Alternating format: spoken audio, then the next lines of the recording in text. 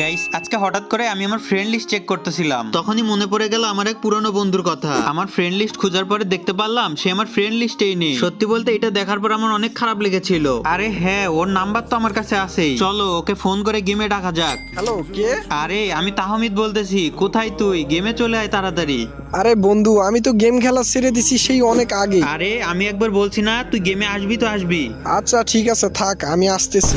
কেন game delete করছিলি তুই? কি করব ভাই, আমাদের সঙ্গে যারা গেম খেলতো তারা যে কখন বড় হয়ে গেল বুঝতেই পারলাম না। সবাই তো গেম খেলা ছেড়ে দিছে। অনেক চেষ্টা করছিলাম কিন্তু গেমটা খেলার আর মনই চাচ্ছিল না। কি আর বলি, না আছে সেই কাস্টমে আগের 1 vs 1 চ্যালেঞ্জের মজা।